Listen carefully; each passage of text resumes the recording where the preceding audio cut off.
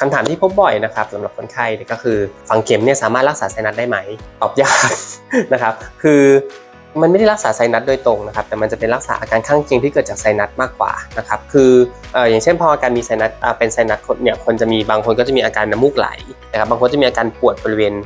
วณช่วงแกนกลางใบหน้าตรงนี้แล้วก็หน้าผากช่วงนี้หรือบางคนเนี่ยก็จะมีอาการตาผ้าร่วมด้วยถ้าเกิดมีอาการปวดมากๆพวกเนี้ยการฝังเข็มเนี่ยสามารถลดปวดได้ดีนะครับอันนี้เป็นที่รู้กันอยู่แล้วจุดที่เราจะใช้ก็จะเป็นจุดลดปวดต่างนะครับตามแขนตามขาแล้วก็ตรงบริเวณจมูกตรงนี้นะครับตรงบริเวณจุดที่มีอาการปวดพวกนี้มันจะลดปวดได้ดีอยู่แล้วรวมถึงอาการน้ำมูกด้วยถ้าเกิดเป็นการแบบรักษาไซนัสโดยตรงเลยเนี่ยอาจจะไม่ได้อันนี้อาจจะต้องไปดูสาเหตุที่แท้จริงของไซนัสว่าเกิดจากอะไรบางคนเนี่ยเกิดจากโพรงภายในจมูกเนี่ยมันติดเชื้อนะครับเกิดจากรูปร่างหรือโครงร่างของเขาเองอันนี้เราก็ฝังเข็มมันช่วยไม่ได้แต่ว่าถ้าเกิดอาการที่มันเกิดขึ้นเนี่ยมันจะทำให้เขาลดความเจ็บปวดหรือว่าทำให้คุณภาพชีวิตเขาดีขึ้นได้จากการฝังเข็ม